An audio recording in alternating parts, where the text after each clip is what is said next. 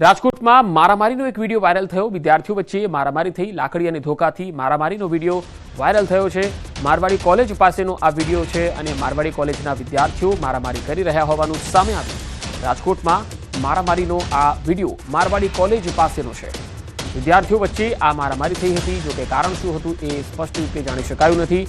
વિદ્યાર્થીઓ વચ્ચે જ્યારે રકઝક થઈ, લાકડી અને ધોકાથી એકબીજાને મારતા દેખાયા। આ વિદ્યાર્થીઓ છે કે જેઓ શિક્ષણના ધામમાં ભણવા માટે જતા હશે, પરંતુ આ સ્થિતિ છે।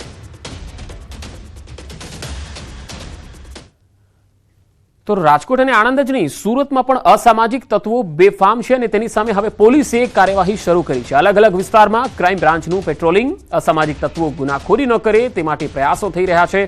શહેર ક્રાઇમ બ્રાન્ચ દ્વારા ડ્રોન મારફતે વિસ્તારમાં સર્ચ કરવામાં આવ્યું। શહેરના 5 વિસ્તારોમાં ડ્રોન પેટ્રોલિંગ કરવામાં આવ્યું। શહેરના પાંડેસરા, ડિંડોલી, ભેસ્તાન, ઊન પાટિયા, કોસાડ વિસ્તારમાં ડ્રોનથી સર્ચ કરાયું। રોડ પર કે સોસાયટીના નાકે અસામાજિક તત્વો દેખાય તો પોલીસ ત્યાંથી કાર્યવાહી કરતી હોય છે।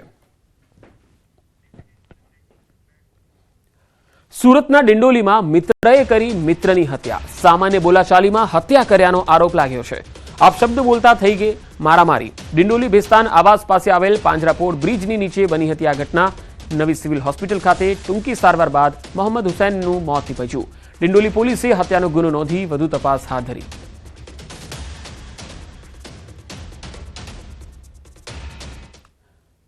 અને હવે વાત મોતની રફતારની।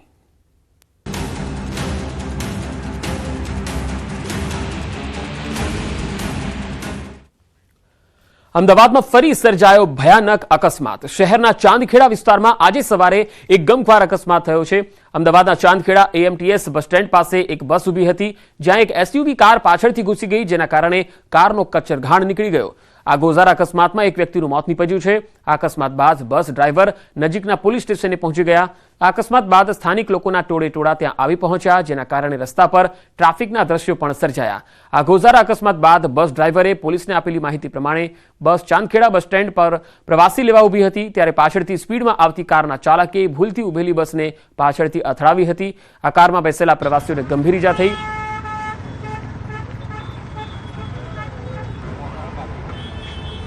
તો બે અલગ અલગ તસવીરો આપ જોઈ રહ્યા છો। અકસ્માતમાં એક વ્યક્તિનું મોત થયું છે, જ્યારે એક ઈજાગ્રસ્ત થયો છે। અમદાવાદના ચાંદખેડામાં AMTS અને કાર વચ્ચેનો આ અકસ્માત થયો, ત્યારે લોકોના ટોળે અહીંયા ઉમટી પડ્યા હતા અને કારમાં જે લોકો બેઠા હતા તેમને નુકસાન પહોંચ્યું છે, એટલે કે એમને ઈજા થઈ છે। ભયાનક અકસ્માતના CCTV દ્રશ્યો પણ જોવા મળ્યા હતા। અમારે ત્યાં એને દાખલ કર્યો। ગંભીર જોતા સિવિયર હેડ ઇન્જરી હતી અને હેડ ઇન્જરી જોતા એને અમારે વેન્ટિલેટર ઉપર મૂકવો પડેલો છે। હાલ પેશન્ટ દર્દી વેન્ટિલેટર ઉપર છે। અત્યારે વેન્ટિલેટર ઉપર હોવાથી એને આટલું કહી ન શકાય કે કેવું છે, પણ અત્યારની કન્ડિશન જોતા એ સિરિયસ કહેવાય। 48 કલાક પછી આપણને ટોટલ એની પરિસ્થિતિ જાણ થશે। ગાંધીનગર બાજુથી પૂર ઝડપે જે XUV ગાડીના ચાલક પૂર ઝડપે આવતા હતા અને એમણે AMTSને પાછળથી ટક્કર મારી અને અંદર AMTSના પાછળના ભાગમાં ઘૂસી ગયેલ અને જે AMTSની પાછળના ભાગમાં XUV ગાડી ઘૂસી જતા જે કાર ચાલક છે એની બાજુમાં બેઠેલ વ્યક્તિ છે એનું મૃત્યુ થયું છે, જેનું નામ હાલમાં વિકાસ તરીકે પ્રસ્થાપિત થયું છે।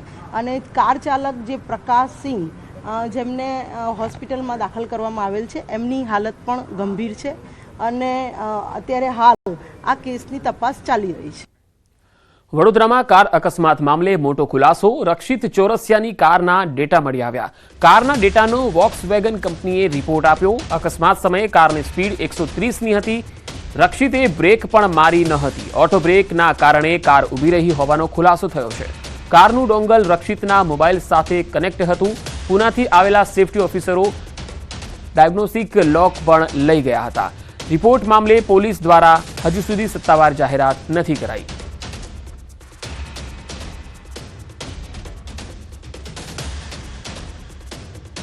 સુરતમાં પ્રમોશન માટે ટ્રાફિક જામ કર્યો। મોબાઈલની દુકાનના પ્રમોશન માટે ટ્રાફિક જામ। જી હા, સોશિયલ મીડિયા માટે લોકોના જીવ જોખમમાં મૂક્યા। આ તસવીરો જુઓ। વરાછા વિસ્તારમાં દુકાન માલિકે નિયમોને નેવે મૂક્યા અને વરાછા વિસ્તારની મોબાઈલની દુકાનના પ્રમોશન માટે ટ્રાફિક જામ કર્યો। ફોલોઅર વધારવા જાહેર રસ્તા પર આ પ્રકારના સ્ટન્ટ કર્યા। લોકોને ચાલુ જીપમાં મોબાઈલની દુકાન ધરાવતા વ્યક્તિએ ગિફ્ટ પણ આપી।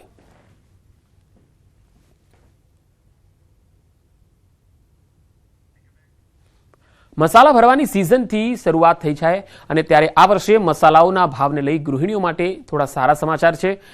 મસાલા માર્કેટમાં છેલ્લા 10 વર્ષની સરખામણીએ ભાવમાં થોડો વધારો નથી થયો. ગત વર્ષની સરખામણીએ આ વર્ષે લાલ મરચાના ભાવ ઘટ્યા છે.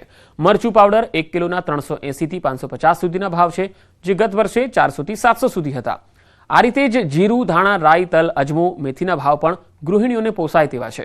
અત્યારે મરચું, હળદર, ધાણા, જીરું, વરિયાળી સહિતના મસાલાની પુષ્કળ પ્રમાણમાં આવક થઈ રહી છે. મરચું કર્ણાટક, આંધ્રપ્રદેશથી મંગાવાઈ રહ્યું છે. गई साल से कम है थोड़ा. पिछले साल और महंगा था, उससे पिछले साल थोड़ा कम था, इस बार और कम आता है. ગયા વર્ષ કરતાં આ વર્ષે ભાવમાં 20% ઘટાડો છે. ગયા વર્ષે ભાવ વધારો હતો, આ વખતે ઓછો ભાવ છે મરચામાં. મરચા અત્યારે કર્ણાટકથી આવે, મહારાષ્ટ્રથી. મરચાનું ઉત્પાદન વધારે એટલા માટે ભાવ ઓછો છે, 20% ડાઉન છે. રાજકોટના શાપર વેરાવળમાં બાઇક ચાલકે પોતાના જ બાઇકમાં તોડફોડ કરી. શાપર રોડ ઉપર બાઇક ચાલકે પોતાના જ બાઇક ઉપર પથ્થરા માર્યા. જાહેરમાં પથ્થર વડે ગાડીમાં તોડફોડ કરતા શખ્સનો વિડીયો પણ વાયરલ થયો છે. આ તસવીરોમાં તમે જોઈ શકો છો. શાપર વેરાવળ રોડનો આ વિડીયો છે જે સોશિયલ મીડિયામાં વાયરલ થઈ રહ્યો છે.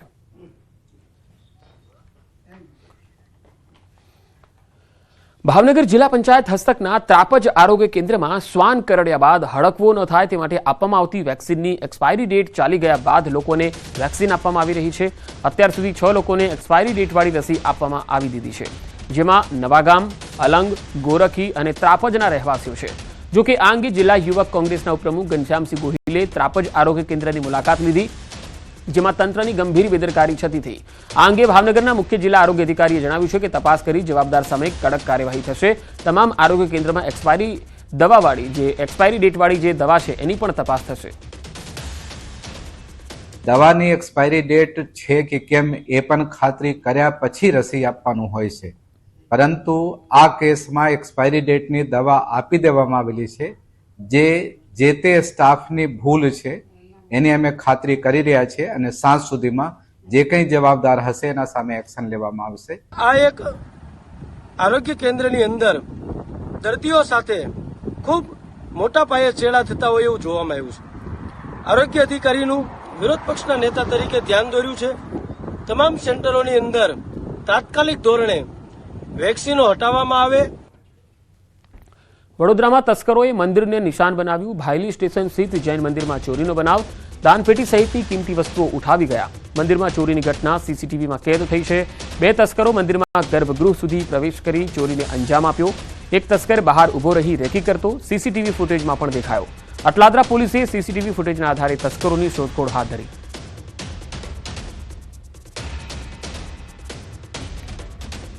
રાજ્યમાં વધુ એક સાયબર ફ્રોડની ઘટના સામે આવી. ઇન્સ્યોરન્સના નામે 7 કરોડ જેટલી રકમ પડાવી લીધાનો કિસ્સો સામે આવ્યો. વોટ્સએપ મારફતે આરોપી અને ફરિયાદી એકબીજાના સંપર્કમાં આવ્યા. અભયકુમાર નામના ફ્રોડે વડોદરાના રહેવાસી પાસેથી વધારે પૈસાના રિટર્નની લાલચ આપી કરોડો રૂપિયા પડાવી લીધા. ફરિયાદીને શંકા જતા સાયબર પોલીસમાં જાણ કરવામાં આવી. ગાંધીનગર પોલીસે ફરિયાદના આધારે દિલ્હીથી આરોપીની ધરપકડ કરી.